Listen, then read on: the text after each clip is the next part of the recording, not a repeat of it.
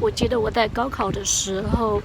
当时填志愿，然后那个时候就有很多那种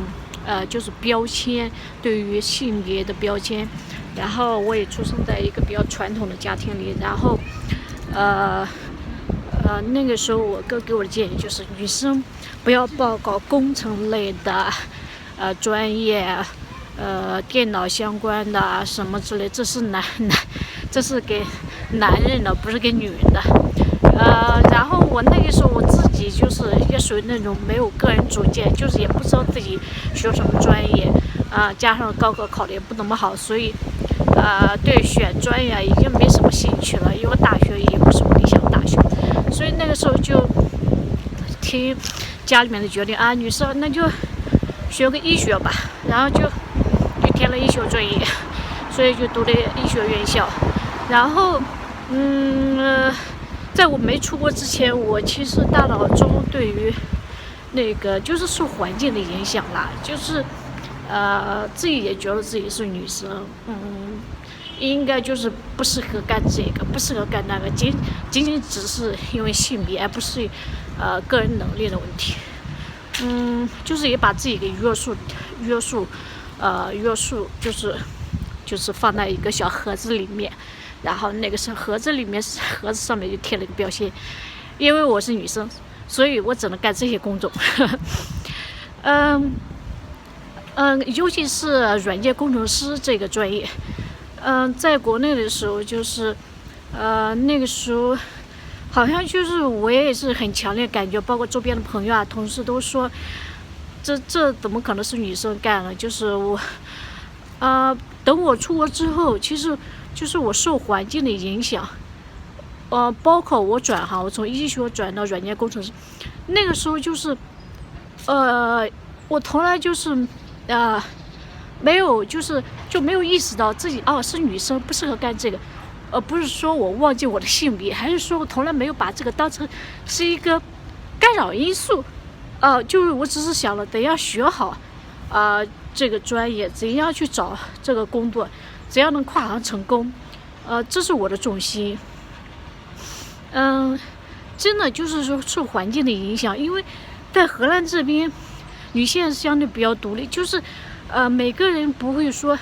因为你是女生你不应该干这些，至少我没有听到过，就是他对于那个性别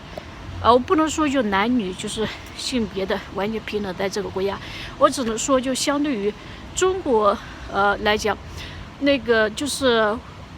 传统的那种家庭来讲，已经就是相对没有那么强烈。然后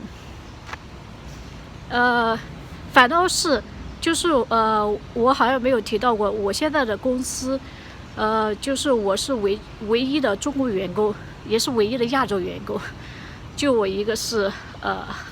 黑头发黄皮肤的，所以很显眼。然后女性的话也不多，男性居多，这在国内也是好像是普遍的，就是可能你会说我前面的话相反，也不是啦，就是做软件的女性不多，不是因为在荷兰这边女性受歧视，而是就是巧了，就是她女生有各种各样其他因素，比方说从大学选的专业来讲，很多女生喜欢其他的专业就都投了，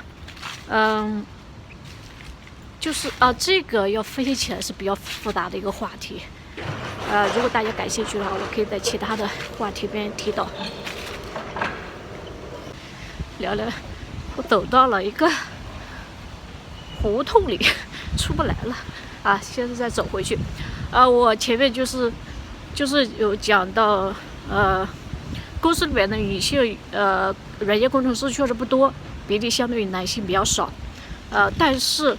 并没有因此就是从公司的环境来讲，文化来讲，就并没有觉得自己是因为女生低他们一等，或者是说很奇葩，为什么我做这种工作，没有，就是每个人讨论的就是个人生活兴趣爱好，开玩笑，然后就是一块团队工作，就是这样，就没有人提到性别，就是男人女人，男人应该做什么，女人做什么，就是没有这些种种这种标签。反倒是因为我是女生员工，然后就是很多就是国际一些 tech 会议，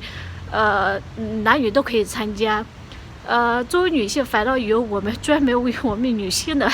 一些会议，可能就是相对来讲这个圈的女性比较少，所以他们有专门的女性的一些会议，所以我也积极报名参加了，公司 cover 掉那个费用。我自我感觉，我作为女性软件工程师还挺自豪，就是有特别的机会，比男性工程师多一些，参加更多会议的机会，就感觉比较舒服，然后我也感觉比较幸运吧，就是我想，如果我不是在荷兰的话，还在国内，我应该就没有转行的打算，即使转行也没有想过软件工程师，就是我受那个环境的影响，标签很重，也是怕别人说，出了国之后，就是我就从来不管别人怎么说，就是受环境，整个人的思维啊模式都发生了变化很大，就是很感谢，就是自己做了这样一个正确的决定吧。生活在欧洲这种国家，就比较